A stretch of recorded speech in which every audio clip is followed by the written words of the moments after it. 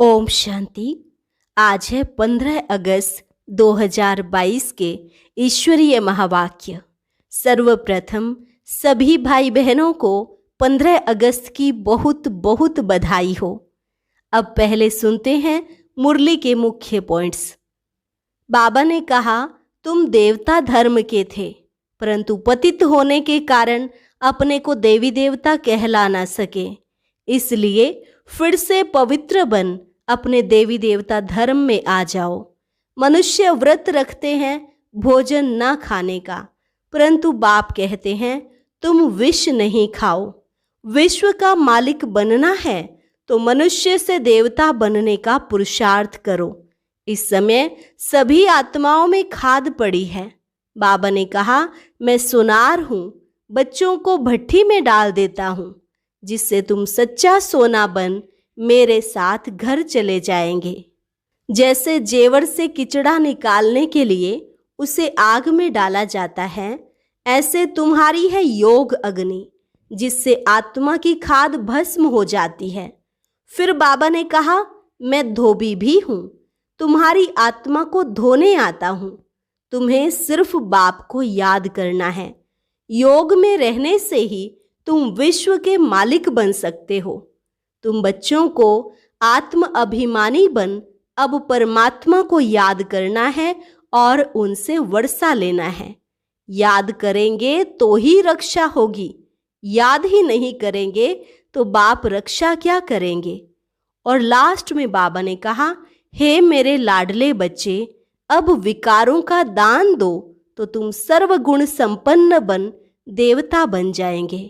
दुख का ग्रहण छूट जाएगा और सुख धाम के मालिक बन जाएंगे। बच्चे खबरदार रहना, कभी किसी को दुख नहीं देना। बाप दुख हरता सुख करता है, तो तुम भी ऐसे बनो। और अब सुनते हैं महावाक्यों को विस्तार से। मुरली का सार। मीठे बच्चे, तुम हो ईश्वर के अडोप्टेड बच्चे। तुम्हें पावन बन पावन दुनिया का वर्षा लेना है। यह अंत का समय है, इसलिए पवित्र जरूर बनना है। प्रश्न, इस समय के मनुष्यों को ऊंट पक्षी शुतुरमुर्ग का टाइटल दे सकते हैं, क्यों? उत्तर, क्योंकि ऊंट पक्षी जो होता उसे कहो उड़ो तो कहेगा पंख नहीं, मैं ऊंट हूँ। बोलो अच्छा सामान उठाओ तो कहेगा मैं पक्षी हूँ। ऐसे ही आज के मनुष्यों की हालत है। जब उनसे पूछा जाता तुम अपने को देवता के बजाय हिंदू क्यों कहलाते हो, तो कहते देवताएं तो पावन हैं, हम पतित हैं। बोलो अच्छा अब पतित से पावन बनो, तो कहते फुर्सत नहीं, माया ने पवित्रता के पंख ही काट दिए हैं। इसलिए जो कहते हमें फुर्सत नहीं, वह है ऊंट पक्षी। तुम बच्चों को ऊंट पक्षी नहीं बनना है। गीत ओम नमो शिवाय। ओम शांति। यह किसने कहा? अपने से प्रश्न पूछना है। ओम का अर्थ मनुष्यों ने अनेक प्रकार का बनाया है। बाबा कहने से एक सेकंड में वर्षे के अधिकारी बन जाते हैं। बच्चा पैदा हुआ, कहेंगे वारिस पैदा हुआ। फिर सगीर से बालिग होता है। यहाँ भी ऐसे है। बाबा को जाना, पहचाना और वर्षे का मालिक बने। यहाँ तो तुम बड़े हो ही। आत्मा को बाप का परिचय मिला, सेकंड में बाप का वर्षा लिया। बच्चा पैदा होने से ही समझेंगे, बाप की जायदाद का वर्षा पाएंगे। यह है बेहद का बाप। कहते हैं, हे बच्चे, आत्मा ने जाना बाप आया हुआ है। तुम बच्चे जानते हो, हम बाप से कल्प कल्प राजधानी लेते हैं। जैसे तुम सेकंड में विश्व के मालिक बन जाते हो। ओम माना अहम, मैं आत्मा, यह है मेरा शरीर। मैं आत्मा किसका बच्चा हूँ? परमात्मा का। बाप भी कहते हैं, मैं ओम परम आत्मा हूँ, मुझे अपना शरीर नहीं है। कितनी सहज बात है। वह समझते हैं ओम माना भगवान, तो सब भगवान हो गए। भगवान तो है ही एक। वह कहते हैं मैं तुम्हारा बाप हूँ। परमात्मा माना परमात्मा, जिसको सारी दुनिया पुकारती है, हे पतित पावन आओ। ऐसे कोई भी नहीं कहेंगे कि परम पिता परमात्मा की आत्मा मेरे द्वारा तुमको राजयोग सिखलाती है। किसको पता ही नहीं है।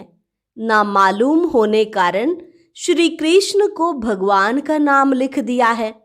उसने राजयोग सिखलाया, वह पतित पावन उसको कह नहीं सकते। वह तो है स्वर्ग का पहला बच्चा। जो पहले में है वो पिछाड़ी में भी होगा, इसलिए उनको श्याम सुंदर कहते हैं। पहले नंबर में है श्री कृष्ण। फिर 84 जन्मों के बाद उनका नाम ब्रह्मा अडोप्ट होता है। बाप आकर बच्चों को अडोप्ट करते हैं। तुम हो अडोप्टेड बच्चे, ईश्वर के बच्चे। तुम्हारी माँ भी है, बाप भी है, प्रजापिता भी है। फिर बाप कहते हैं इनके मुख से कहता हूँ तुम मेरे बच्चे हो। तुम कहते हो बाबा हम आपके हैं, आपसे वर्षा लेने आए हैं। बुद्धि भी कहती है बाप आता जरूर है, कब आते हैं यह भी विचार की बात है ना।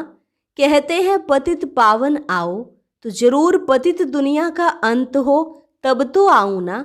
इसको कहा जाता है कल्प की आदि और अंत का संगम। अंत में सब पतित हैं, आदि में है सब पावन। अंत में पतित दुनिया का विनाश होता है, पावन दुनिया की स्थापना होती है। फिर वृद्धि को पाते जाते हैं, गाया भी जाता है ब्रह्मा द्वारा स्थापना। यह है त्रिमूर्ति। तुम जानते हो शिव बाबा के बच्चे सब ब्रदर्स हैं। फिर जब रचना होती है तब भाई बहन बनते हैं। मात पिता क्यों कहते हो? भविष्य वर्षा लेने के लिए। लौकिक वर्षा होते हुए पारलौकिक वर्षा पाने का पुरुषार्थ करते हो। यह है कलयुग मृत्युलोक। सतयुग को अमरलोक कहते हैं। यहाँ तो सब मनुष्य अकाले मर पड़ते हैं। सतयुग है दैवी दुनिया। आदि सनातन देवी देवता धर्म कहा जाता है। हिंदू धर्म तो कोई है नहीं। आदमशुमारी जब निकलती है तो पूछते हैं आप किस धर्म के हो? हम कहते हैं हम ब्राह्मण धर्म के हैं, तो वो लोग हिंदू धर्म में लगा देंगे, क्योंकि वह ब्राह्मण भी हिंदू धर्म में आ जाते हैं। आर्य समाजी लोग जो हैं उनको हिंदू धर्म में लगा दिया है। वास्तव में हिंदू धर्म तो कोई है नहीं। यूरोप में रहने वालों को यूरोप धर्म वाला थोड़े ही कहेंगे। धर्म तो क्रिश्चियन है ना। क्राइस्ट ने क्रिश्चियन धर्म स्थापन किया। अच्छा, हिंदू धर्म किसने स्थापन किया? तो बेचारे मूंझ पड़ते हैं, कह देते हैं गीता द्वारा स्थापन हुआ। तो समझाया जाता है गीता के द्वारा तो आदि सनातन देवी देवता धर्म की स्थापना हुई। तुम तो देवता धर्म के हो, तो कहते हैं देवताएं तो बहुत पवित्र थे, हम तो पतित हैं, हम अपने को देवी देवता कैसे कहलाएं? तो समझाया जाता है अच्छा पवित्र बनो, फिर से देवी देवता धर्म में आ जाओ। तो कहते हैं फुर्सत कहाँ? आपकी यह तो बहुत नई बातें हैं। बरोबर हम आदि सनातन देवी देवता धर्म के हैं, पूजते भी भारतवासी देवी देवताओं को हैं, परंतु पतित होने के कारण अपने को देवता कहला नहीं सकते। अच्छा, आकर पावन बनो तो कहते फुर्सत नहीं। बाबा कहते हैं तुम तो ऊंट पक्षी हो। पूछा जाता है तुम देवता क्यों नहीं कहलाते? तो कहते हैं हम पतित हैं। अच्छा, पतित से पावन बनो तो कहते फुर्सत नहीं। ऊंट पक्षी को कहो उड़ो तो कहेगा पंख नहीं, ऊंट हूं। बोलो अच्छा सामान उठाओ तो कहेगा हम तो पक्षी हूं। तो बाप भी कहते हैं माया तुम्हारे पवित्रता के पंख काट देती है। अब सावन के महीने में शिव की पूजा करते हैं, व्रत रखते हैं, तुम्हारे लिए सावन मास है ज्ञान बरसात का। तुम पवित्र बन पवित्र दुनिया का मालिक बनते हो। मनुष्य व्रत रखते हैं भोजन न खाने का। बाप कहते हैं विष नहीं खाओ। इस पर भी समझाना पड़ेगा। शिव को बहुत पूजते हैं। अब शिव बाबा कहते हैं पवित्रता का व्रत रखो। मैं आया हूँ पवित्र देवी देवता धर्म स्थापन करने। यहाँ तो पावन कोई है नहीं। पवित्र देवी देवता होते हैं सतयुग में। वह विष से पैदा नहीं होते, नहीं तो उनको संपूर्ण निर्विकारी क्यों कहते। लक्ष्मी नारायण राधे कृष्ण आदि को कहते ही हैं संपूर्ण निर्विकारी। यहाँ तो सब पतित हैं जिनमें कोई गुण नहीं है। खुद कहते हैं हम पतित नीच हैं। बाप कहते हैं मेरी मत पर चलकर तुम संपूर्ण निर्विकारी बनो तो तुम इन लक्ष्मी नारायण जैसा मालिक बनेंगे।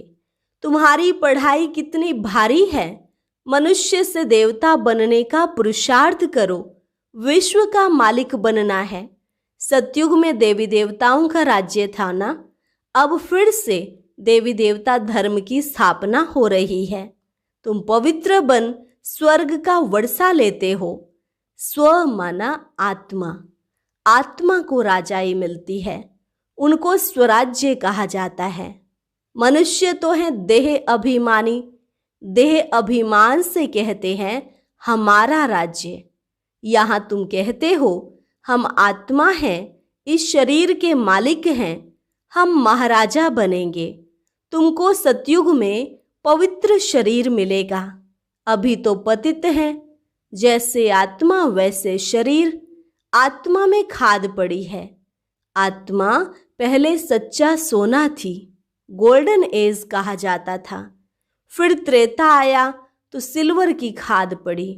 फिर द्वापर में गए तो तांबा पड़ा। इस समय आत्मा झूठी तो शरीर भी झूठा। इसको कहा ही जाता है झूठ खंड। अभी बाप के साथ योग रखने से अलाए निकल जाएगी। इसको योग अग्नि कहा जाता है। जेवर से किचड़ा निकालने के लिए आग में डाला जाता है। यह भी योग अग्नि है जिसमें खाद भस्म हो और हम सच्चा सोना बन बाप के साथ चले जाएंगे। बाप कहते हैं तुम मेरे साथ चल पड़ेंगे। सतयुग में सच्चा सोना मिलेगा। अब श्री कृष्ण को सांवरा क्यों कहते हैं? कृष्ण का नाम रूप तो बदल जाता है। अब बाप समझाते हैं तुम गोरे थे, तुम्हारे में खाद पड़ी है, अभी बिल्कुल आयरन एसिड बन पड़े हो। अब मैं सोनार हूँ, बच्चों को भट्टी में डाल देता हूँ। भंभोर को आग लगेगी, सबके शरीर खत्म हो जाएंगे। आत्मा तो अविनाशी है। एक तो योग अग्नि से पवित्र बन जाएंगे, बाकी सब सजाएं खाकर हिसाब किताब चुकतू कर फिर जाएंगे। यह ईश्वर की भट्टी है सबको पावन बनाने लिए। यह है ज्ञान का सागर। उनसे तुम ज्ञान गंगाएं निकली हो। फिर मनुष्यों ने उस पानी की गंगा को समझ लिया है। वहां देवता की मूर्ति भी रखी हुई है। वास्तव में तुम हो भगवान के बच्चे, ज्ञान गंगाएं, जो फिर देवता बनते हो। जब स्वर्ग में जाएंगे तब तुमको देवता कहेंगे। वहां आत्मा शरीर दोनों ही पवित्र हैं। अभी तो पतित हैं। भारत गोल्डन एजिड है, फिर सिल्वर कॉपर आयरन एजिड बने हैं, फिर गोल्डन एज में बाप ले जा रहे हैं। तुम्हारी आत्मा और शरीर दोनों ही पवित्र हो जाते हैं। बाप कहते हैं मैं धोबी भी हूँ, तुम्हारी आत्मा को धोने आता हूँ। सिर्फ बाप को ही याद करना है। बस योग में रहने से तुम विश्व के मालिक बन सकते हो। बाहुबल वाले विश्व के मालिक बन ना सके। हाँ, उन्हों में इतनी ताकत है, अगर क्रिश्चियन दो भाई आपस में मिल जाएं तो विश्व के मालिक बन सकते हैं, परंतु लॉ नहीं है। कहानी भी है, दो बिल्ले आपस में लड़े और माखन बंदर खा गया तो वह दो लड़ते हैं, बीच में माखन भारत को मिल जाता है। इसमें भी नंबर 1 है श्री कृष्ण, इसलिए कृष्ण के मुख में गोला दिखाते हैं।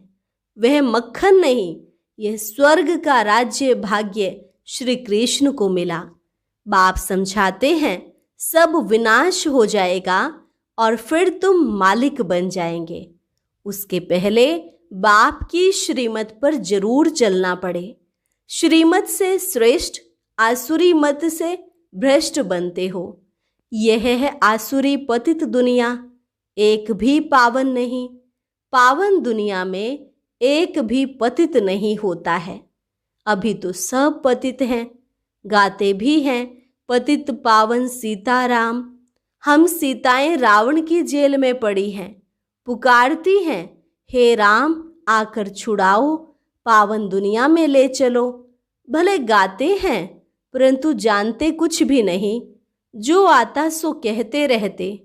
रावण ने बिल्कुल सुला दिया है, अब बाप आकर जगाते हैं। परम पिता परमात्मा पतित पावन जो सृष्टि का रचयिता है, उनकी बायोग्राफी को हम जानते हैं। ब्रह्मा विष्णु शंकर और लक्ष्मी नारायण की बायोग्राफी को भी हम जानते हैं। लक्ष्मी नारायण के 84 जन्मों को भी हम जानते हैं। तो नॉलेजफुल हो गए ना। तुम श्री कृष्ण के मंदिर में जाएंगे तो समझेंगे यह सतयुग का पहला प्रिंस था। अभी अंतिम 84वें जन्म में ब्रह्मा हुआ है। यह भी बहुत समझने की बातें हैं। बाप बच्चों को समझाते हैं, बच्चे खबरदार रहना, कभी किसको दुख नहीं देना। बाप तो दुख हरता सुख करता है ना। तुम भी 5 विकारों का दान देते हो। दे दान तो छूटे ग्रहण, ग्रहण लगता है तो फकीर लोग कहते हैं दे दान। अब बाप कहते हैं मेरे लाडले बच्चे, विकारों का दान दो तो सर्वगुण संपन्न बन देवता बन जाएंगे। दुख का ग्रहण छूट जाएगा, तुम सुख धाम के मालिक बन जाएंगे। इसलिए 5 विकारों का दान लिया जाता है। यह तो अच्छा है ना। अभी तुम्हारे ऊपर विकारों का ग्रहण लगने से एकदम काले बन पड़े हो। हम तुम्हारे से विकार ही मांगते हैं और कुछ नहीं मांगते। बाप समझाते हैं अब तुम बच्चों को आत्म अभिमानी बनना है।